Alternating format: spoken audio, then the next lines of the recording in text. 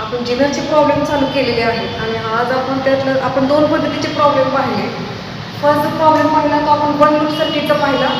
Second जो problem आपण पाहिलेला आहे तो पॉवर डिसिपेशनचा आपण पाहिला. पॉवरचा फॉर्म्युला टाकला आपण delta V Z is equal to delta I Z into R Z. ठीक आहे. आता तिसरा पाहायचा आपल्याला की ज्याच्यामध्ये वन लूप नाही, टू लूप सर्किट आहे आणि त्या पद्धतीचा एक प्रॉब्लेम पाहिला की हा तीन पद्धतीपेक्षा असा काही सेपरेट प्रॉब्लेम आपल्याला येणार नाही. प्रॉब्लेम सोडवत असताना तुम्हीही माझ्याबरोबर सोडवता, त्याशिवाय समजणार नाही. In a zener regulator, in a zener regulator if source voltage is 30 volt, series resistance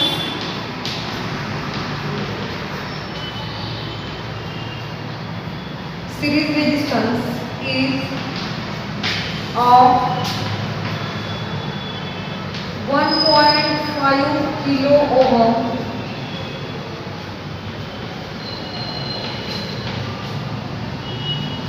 Load resistance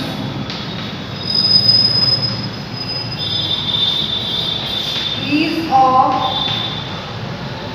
2 kilo ohm and Vz is equal to 10 volt. Calculate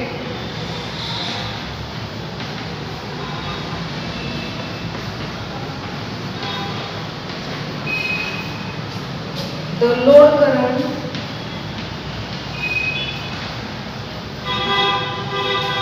and the Zener diode current.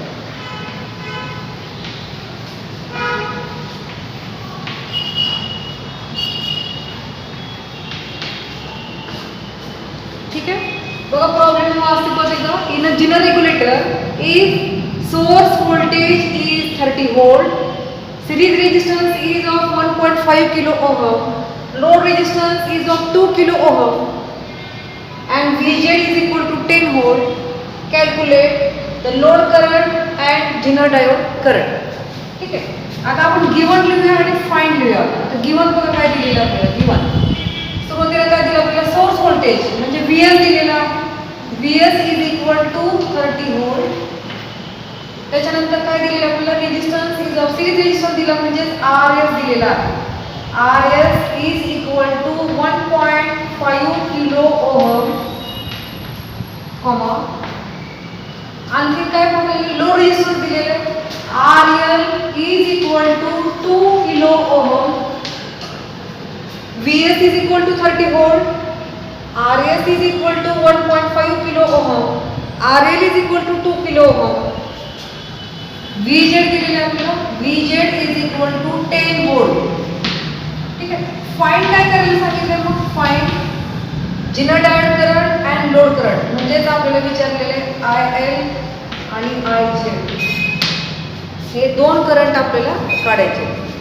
आपल्याला IS पण दिलेला नाही. आपल्याला काय करावं लागेल, आता जे आपल्याला दिलेल्या गोष्टी आहेत त्याच्यावरून आपल्याला काढायचे.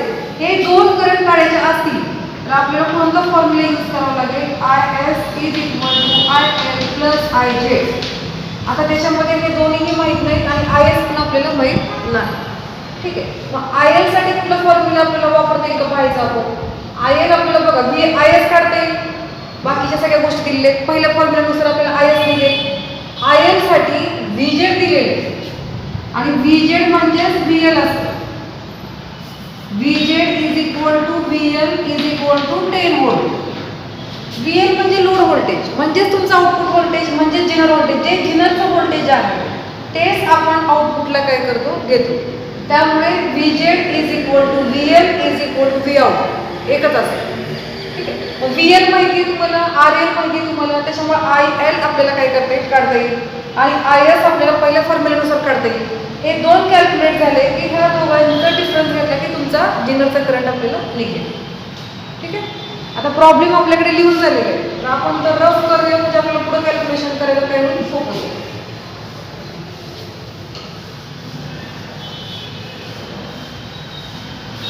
आता मी गिवन थोडंसं वर लिहिते बघा. गिवन त्याशिवाय आपल्याला कॅल्क्युलेशन करता येणार नाही. आर एस बरोबर दिलेलं आहे, आर एल बरोबर दिलेलं आहे आणि व्ही जेड बरोबर दिलेलं आहे. ठीक आहे. आर एस बरोबर किती दिलेलं आहे आपल्याला? आर एस दिला 1.5 kg किलो ओहम. करेक्ट. त्याच्यानंतर आर एल दिलेला आपल्याला 2 किलो ओहम. व्ही जेड आपल्याला दिलेला आहे 10 volt. R S is equal to 1.5 kilo ohm. Load resistance is equal to 2 kilo ohm. Zener voltage is equal to 10 volt. Source voltage is equal to 30 volt. Given दिले. Find calculation कसं करायचं? I L is equal to I Z is equal to, हे आपल्याला find करायचं सांगितलं. ठीक आहे. दोन गोष्टी आपण काढू शकतो. आपल्याला आय एस काढता येईल, आय एल काढता येईल. आणि आपण आय एस काढूया. आय एसचा फॉर्म्युला बघून कुठला वापरायचा आपल्याला? आपण जो सुरुवातीला दिलेला होता, V S is equal to I S R S plus V Z. ह्या फॉर्म्युल्यामध्ये आपल्याला आय एस काढायचं. म्हणजे आय एस तिथं राहायला पाहिजे, बाकीचं सगळं इथं घेऊन यायचं. V S minus V Z divided by R S is equal to R S, sorry I S. हा फॉर्म्युला घेतला. ठीक आहे. I S is equal to, आता याच्या ह्यामध्ये सगळ्या किमती आपल्याकडे आहेत. किमती टाका. व्ही एस आहे तुमचं 30 minus V Z 10. R H value दिलेली आहे 1.5 किलो ओम आहे. आता हा किलो ओम मध्ये आहे म्हटलं की तुमचा आन्सर जर तुम्ही ओम मध्ये केलं तर आन्सर अँपियर मध्ये येईल, आणि जर किलो ओम मध्ये आपण ठेवलं तर आन्सर तुमची मिली अँपियर मध्ये. ठीक आहे. त्या पद्धतीने आपल्याला जायचं. 20 डिवायडेड बाय 1.5 किलो ओम आहे. किलो ओमचं ओम करायचं असेल तर किती गुणायचं आपल्याला माहिती आहे, परत परत सांगायची आपल्याला आवश्यकता नाही. जर तुम्ही डायरेक्टच काढलं तर डायरेक्ट तुम्ही मिली अँपियरमध्ये आन्सर काय करू शकता, लिहू शकता. तर कॅल्क्युलेशन करा. आता मी इथं मिली अँपियरमध्ये जर तसंच ठेवलं आपण, किंवा तुम्ही अँपियर करून घ्या, इंटू 10⁻³ होईल. किलो ओहम आहे. किलो ओहमचं ओहम जास्ती करून कमीकडे जाताना +3 ने गुणतो आपण. ठीक आहे. आता जर कॅल्क्युलेशनमध्ये पाहिलं आपण, आता मी इथे काढलेलं कॅल्क्युलेशन लिहिते. तुम्ही हे कॅल्क्युलेशन करायचे. कॅल्क्युलेशन काढलं तुम्ही डायरेक्ट मिली अँपियरमध्येच आन्सर लिहायचे. तुम्ही आधी अँपियरमध्ये द्या आणि त्यानंतर मिली अँपियरमध्ये द्या. पुढे डिफरन्स करायचा आहे आपल्याला. तर पॉईंटमध्ये आन्सर आले की डिफरन्स करायला थोडं डिफिकल्ट जातं. त्यामुळे मी ठेवला आन्सर मिली अँपियरमध्ये.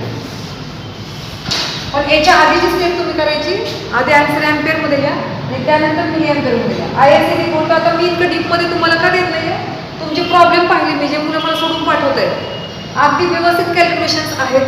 इतक्या छोट्या स्टेप तुम्हाला लिहून द्यायची आवश्यकता मला वाटते की नाही. पण जेव्हा प्रॉब्लेम मी तुम्हाला पीडीएफच्या स्वरूपात टाकेल तिथे मात्र तुम्हाला मी डिटेल देईल. ठीक आहे. तर I S is equal to 13.33 milli ampere. I S आपला कॅल्क्युलेट झाला. आता आपल्याला काय करता येईल, आणखी आय एल काढता येईल. I L is equal to V L divided by R L. V L म्हणजेच व्ही जेड आहे. V Z divided by R L असे येईल. आता किमती बघूया आपण. व्ही जेडची किंमत आपली 10 volt divided by R L आहे तुमचा 2 × 10⁻³ ठीक आहे. हाही अँपियरमध्ये न काढता मी डायरेक्ट मिली अँपियरमध्ये लिहिते, कारण आपल्याला डिफरन्स घ्यावा लागेल जेव्हा आपल्याला आय जेड कॅल्क्युलेट करायचं. ठीक आहे. तर आय एल आला आपलं 5 मिली अँपियर. 2 × 5 milli ampere. अँपियरमध्ये काढायचं असेल तर किती आलं असतं, हे 2 ने आपण 10 ला भागलं की किती येणार आहे 5.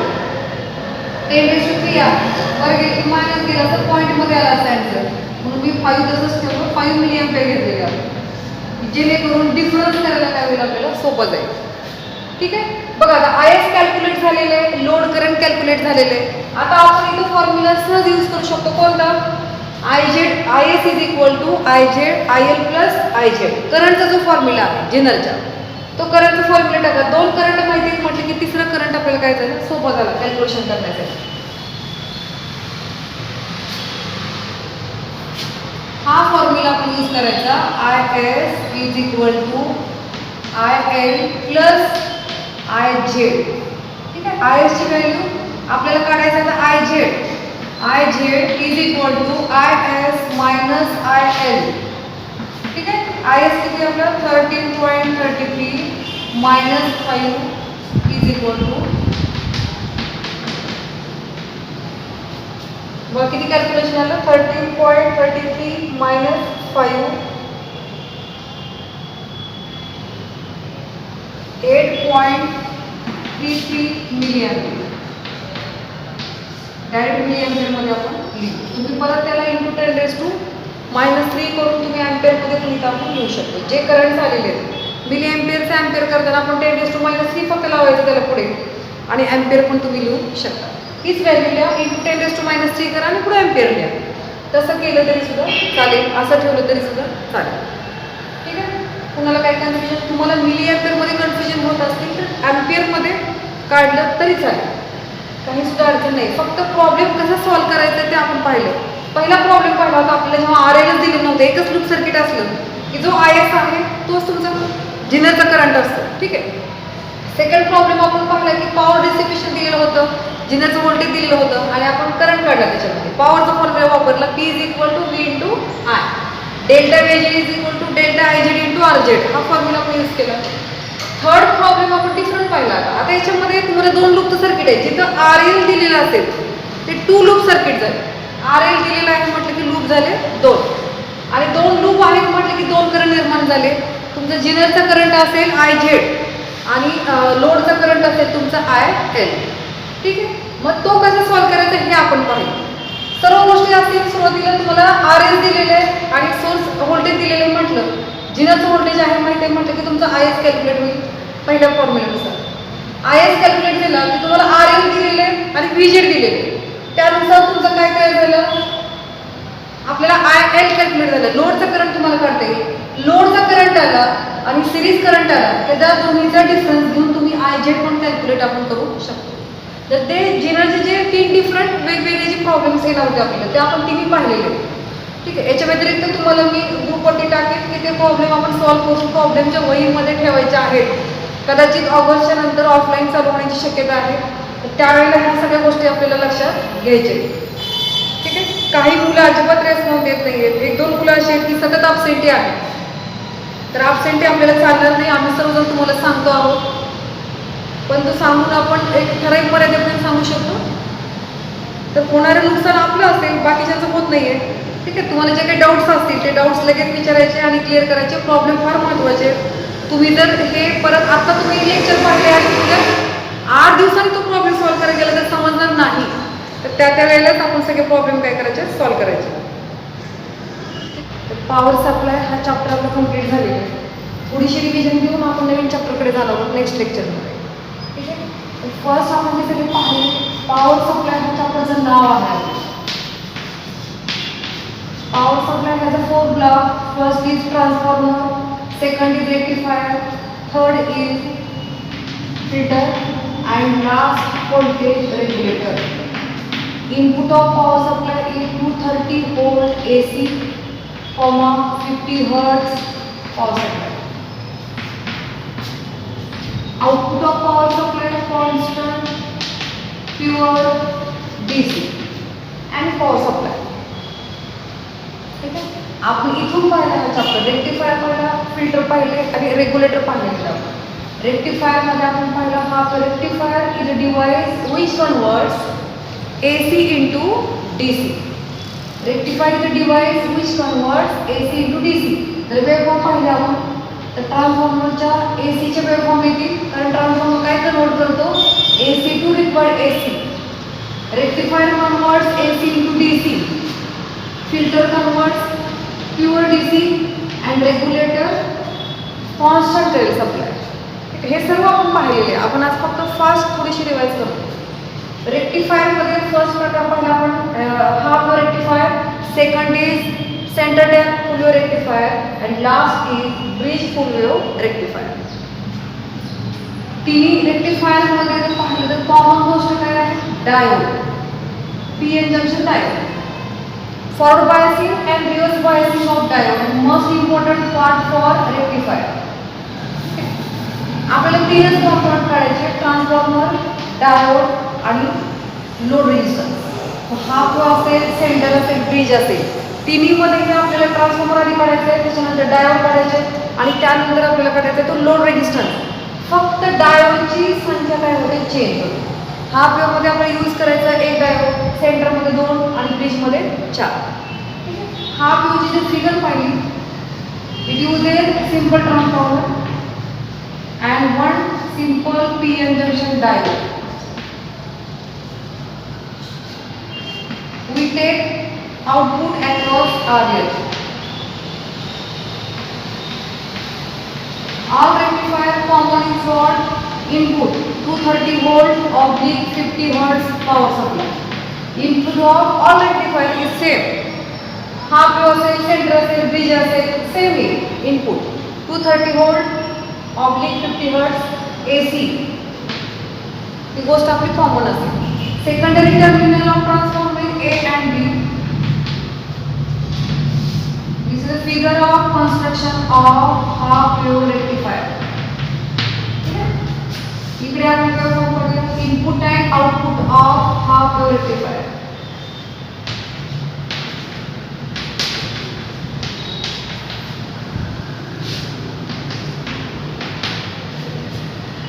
Figure A is construction of half wave rectifier and B shows input and output waveforms of half wave rectifier.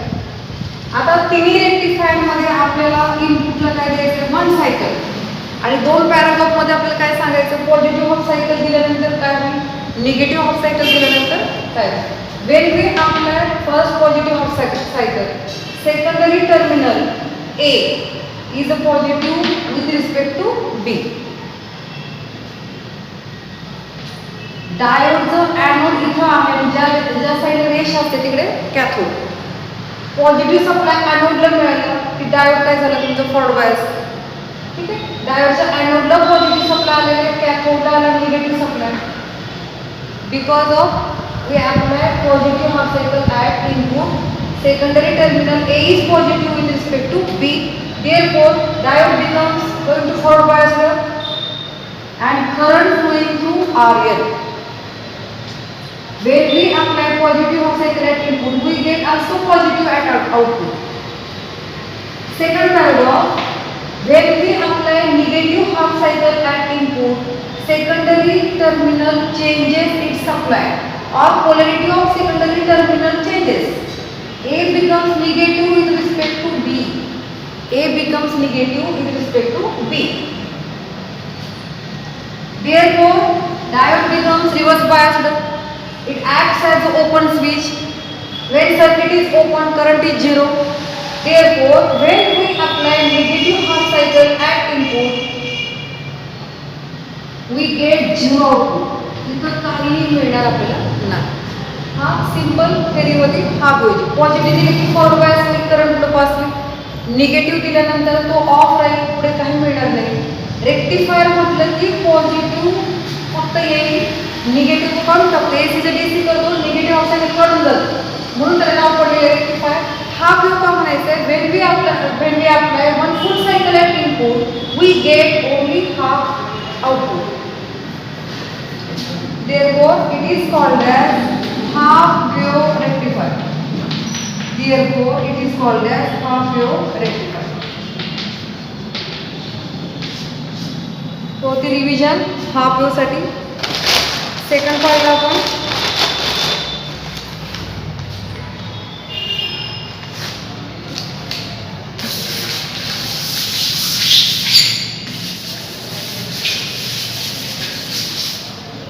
Second पाहिलेलं आपण सेंटर टॅप. सेंटर टॅप मध्ये आपल्याला ड्रॉ करायचे 2 diode, diode D1, D2. Centre tap म्हटलं की 3 terminals असतात. 1 extra point tap from centre of secondary terminal. Half मध्ये bridge मध्ये आपल्याला ड्रॉ करायचे सिंपल ट्रान्सफॉर्मर. सेंटर टॅप मध्ये मात्र एक एक्स्ट्रा लाईन आपण काढतो, त्यालाच म्हणतो आपण टॅप केलेले. एक एक्स्ट्रा पॉइंट टॅप करून घेतलेले, जो पॉइंट असेल C, त्याच्यामध्येच आपण RL लावला आणि त्याच्या प्रोसेस आपण आउटपुट मोजणार. फक्त C ज्या साईडला आहे, आर्थिंग पॉइंट असल्यामुळे इथं मायनस करायचं आपल्याला, इकडे प्लस RL. आपण आउटपुट मोजतो RLच्या अक्रॉस. हा रेजिस्टन्स तुम्ही बाहेर जरी दाखवला तरी चालेल, कनेक्शन फक्त आपल्याला काय करावं लागते, तिथे घेऊन दाखवायला. काही पुस्तकांमध्ये तशी फिगर आहे, अशी काढली चालेल, तशी काढली सुद्धा चालेल. आता माझं आउटपुट बदलेल आपलं, आपण फुल वेव्ह काढतो. आपण काय करतो फुल वेव्ह. हाफ वेव्ह मध्ये जे wastage of negative half cycle आपण बघतो ते आपण इथे काय केलेलं कव्हर केलं. सेंटर टॅप मध्ये हा महत्त्वाचा पॉईंट आहे कन्स्ट्रक्शन मध्ये की आपण ट्रान्सफॉर्मर चेंज केला. आपण आता कसं यूज केलेलं आहे सेंटर टॅपवर. साध्या ट्रान्सफॉर्मर मध्ये आणि सेंटर टॅप मध्ये हा फरक आहे की साध्याला इनपुटला 2 वायर आणि आउटपुटला पण 2. साध्या सेंटर टॅप मध्ये इनपुटला 2च असतात पण आउटपुटला मात्र काय आहे 3 वायर. थोडा कॉस्टली असतो सिंपल ट्रान्सफॉर्मरपेक्षा. सेंटर टॅपचा ट्रान्सफॉर्मर हा कॉस्टली असल्या कारणाने तिन्ही रेक्टिफायरमध्ये ह्या डिव्हाइसची किंमत काय होते वाढते.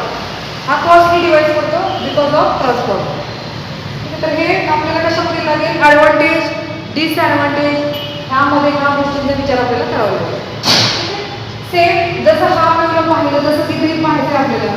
Wien we apply positive of cycle at input A becomes positive with respect to B. आता ए ला पॉझिटिव्ह सिग्नल आला आणि बी ला आलेला negative. Which diode will be forward bias. ज्याच्या ॲनोडला पॉझिटिव्ह मिळेल तो डायोड काय होईल आता फॉरवर्ड बायस. D1 च्या ॲनोडला पॉझिटिव्ह आहे, D2 च्या ॲनोडला निगेटिव्ह आहे. म्हणजे हा खालचा भाग जो आहे lower secondary part is totally off. D1 is forward bias. Therefore current pass from A to D1 to RL to C. Current direction बघा A पासून स्टार्ट होईल A to D1 to RL plus C. Positive कडून negative कडे असे current. ठीक आहे. त्याच्यानंतर second part जर पाहिला असेल सेकंड पार्ट मध्ये पण कसं होईल. सेकंड पार्ट मध्ये जेव्हा आपण आता सिग्नल बदलणार B positive with respect to A when we apply negative of cycle at input. Diode D2 will be forward biased. Current start from B to D2 to RL to C. B to D2 to RL to C. Current direction बघा positive कडून negative कडे. Positive half cycle दिल्यानंतर सुद्धा करंटची direction positive कडून negative कडे. Negative half cycle apply केल्यानंतर सुद्धा करंटची डायरेक्शन पॉझिटिव्ह कडून निगेटिव्ह कडे. मग तुम्ही इनपुटला पॉझिटिव्ह असेल किंवा निगेटिव्ह असेल आउटपुटचा जो करंट होईल डायरेक्शन बदलते सेम राहील. त्यामुळे आपल्याला आउटपुटला दोन्ही वेळेला काय मिळतं positive half cycle. Full wave म्हटलं because we get full cycles when we apply one full cycle at input. Therefore it is called as full wave. Negative half cycle is removed by this rectifier, so it is called as rectifier. Center tap transformer is used, so full name is center tap full wave rectifier. This is last paragraph of this rectifier. त्याच्यानंतर पाहिलं आपण bridge. Bridge मध्ये आपल्याला centre tap काढायचा नाहीये. Bridge मध्ये simple काढायचं फरक. फक्त फरक काय की 4 डायोड करतो आणि डायोड डायरेक्शन कशी काढायची back to back. We draw diode back to back. सगळे कॅथोड तुमच्या राईट साइडला पाहिजेत. हा RL पॉझिटिव्ह निगेटिव्ह कडे V0 secondary terminal A secondary terminal B. तुम्ही नावं कोणती पण द्या चालेल. D1 D2 D3 D4. फक्त पॉझिटिव्ह हाफ सायकल आल्यानंतर कोणाच्या ॲनोडला पॉझिटिव्ह मिळेल ते डायोड फॉरवर्ड बायस आणि सेकंडरी निगेटिव्ह दिल्यानंतर ज्यांच्या ॲनोडला कॅथोडला निगेटिव्ह असेल ते डायोड काय होतील रिव्हर्स बायस. हे आपण ऑलरेडी पाहिलेले आहे. At a time 2 diode forward bias होतात पॉझिटिव्ह सिग्नल मिळेल. दुसऱ्या वेळेला 2 डायोड फॉरवर्ड बायस होतील तेव्हा तो सिग्नल मिळेल आउटपुटचा. ठीक आहे. D1 D3 आणि D2 D4 ह्या पेअरनुसार आपल्याला आउटपुट मिळतं. बाहेर ब्रिज म्हटले कारण आपण 4 डायोड यूज केले जे ब्रिज सारखं दिसतं सर्किट म्हणून ब्रिज. फुल वेव्ह देते त्याच्यामुळे फुल वेव्ह आणि रेक्टिफिकेशन केलं त्यांनी AC ते DC केलं त्याच्यामुळे फुल वेव्ह ब्रिज फुल वेव्ह रेक्टिफायर. हे झाले आपले रेक्टिफायर. जे डेफिनेशन आहे त्या डिव्हाइसमध्ये आपण घेतलेलं नाही. रिपल असेल रिपल म्हटलं की unwanted component present in output of rectifier. Unwanted असतं आपलं AC. रेक्टिफायरचा आउटपुट आहे DC. त्याच्यामध्ये अनवॉन्टेड काय असेल आपलं AC. जर काही कारणांमुळे जर त्याच्यामध्ये AC येत असेल तर त्याला म्हणतो आपण ripple. Ripple is a unwanted component which will present in output of rectifier. Second part पाहिला आपण ह्या चॅप्टर मधला filter. Types of filter C L L C C L C ज्याला आपण पाय असं म्हणतो आणि लास्ट आहे तो आर सी. एकदा फंक्शन माहित झाले तुम्हाला कॅपॅसिटरचं आणि इंडक्टरचं.